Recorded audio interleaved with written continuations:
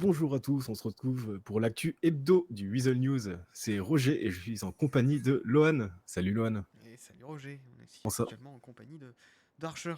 Il va pas trop parler, il nous écoute.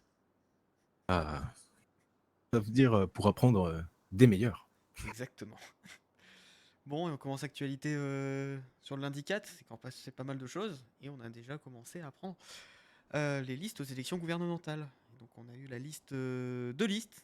La première liste, donc la liste ASAP avec Madame Danvers et Madame Flores, et également la liste Matt avec Madame Johnson et Monsieur Anderson. Effectivement, la liste maths aussi qui est un peu les nouveaux arrivants en politique. Voyons voir dans les prochains jours ce que ça va donner. On verra Nous les avons résultats. aussi la toute nouvelle élection de la présidente de CESA, Lynn Rivers. Félicitations à elle. Félicitations. Le syndicat est François repris. Duvoisel qui est parti maintenant vous défendre. Bon courage, il en faut. Effectivement. Attention ensuite, le mardi 5 septembre, où nous avons déploré le bar Yellow Jack qui a subi du vandalisme. Plusieurs de leurs camions de livraison s'est retrouvé les pneus crevés au taser. Ouais, soyons vigilants, ça pourrait se reproduire, mais on verra bien dans les prochains jours si ça continue. Également, ce mardi, on a également une fusillade qui a éclaté à Grove Street, impliquant le groupe des Families et des Ballas. Ainsi, Effectivement. selon les Ballas, il y aurait eu un échange de tirs fait, donc 3 blessés légers parmi leurs membres. Et, oui, et les familles n'ont pas voulu communiquer là-dessus. Ah, triste. Malgré Par contre, nous, les autorités, nous ont dit qu'ils avaient réussi à saisir plus de 2,5 millions de biens illégaux et d'armes lors de l'intervention. Encore un beau pactole, comme quoi. Ah ouais, le crime paie. Ah oui, ça c'est sûr. Là, vu les chiffres qu'on a. S'ensuit ensuite la journée du mercredi 6 septembre, où nous avons pu relever un renforcement des audits financiers du bureau du procureur. Ils chassent les mauvais payeurs. Oui, ce qui paraît, ils ont déjà lancé le premier audit qui. Bon, il n'a pas donné de résultat. Mais ce qui paraît, il y en a d'autres et ils ne vont pas rigoler avec ça désormais. Effectivement. Et s'ensuit malheureusement encore des fusillades. Encore. Voilà, ça n'arrête Voilà. pas. Nous avons une première fusillade qui a opposé cette fois-ci les Aztecas aux responsables présumés de l'action qui s'est passée au Belize, des dernières fusillades. Il y aurait eu en tout 5 blessés, mais à déplorer 3 morts. Un lourd Ah, bilan, malheureusement. Un lourd bilan. Mais c'est pas là, hein. On voit le match retour Famille Ballas, où cette fois-ci, ce sont 13 blessés, 8 arrestations dans chaque groupe, et une amende de 62 500 par individu pour agression armée et détention d'armes illégales. exactement, et 5 millions de saisies furent réalisées en tout sur eux. Encore, c'est Encore comme quoi des des chiffres chiffres qui faramineux. explosent. Des chiffres qui explosent. Jusqu'où va-t-on aller?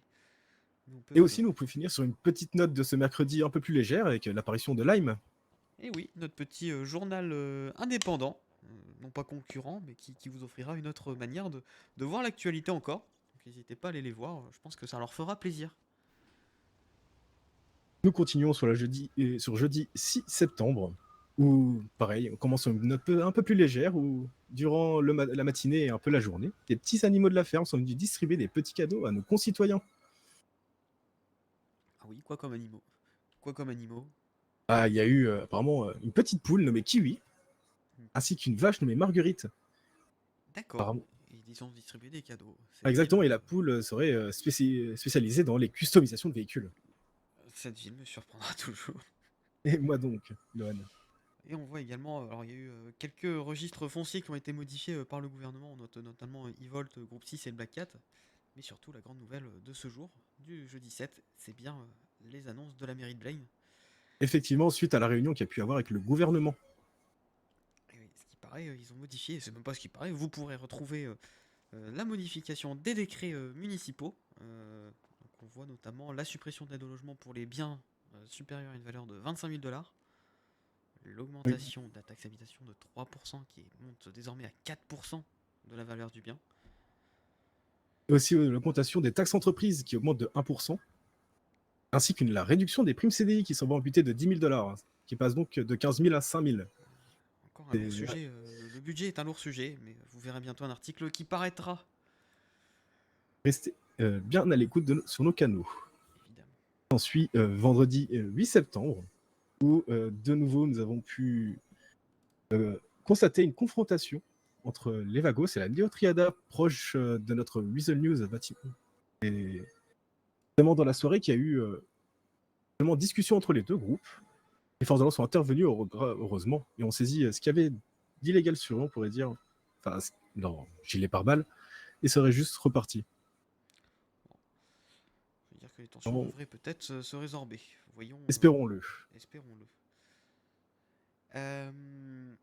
Et le 9, bah, vous pouvez retrouver la rediffusion du débat gouvernemental si vous le souhaitez, qui s'est passé le vendredi soir. Mais on voit surtout la publication du communiqué du Front d'indépendance du Nord. Et oui, qui est une réaction directe au débat gouvernemental de Madame Higuera. Tout à fait, et qui demande donc qu'un gouvernement soit créé au nord et au sud pour séparer les deux comtés. Voyons par la suite ce que donnera ce mouvement. En tout cas, c'est assez inédit.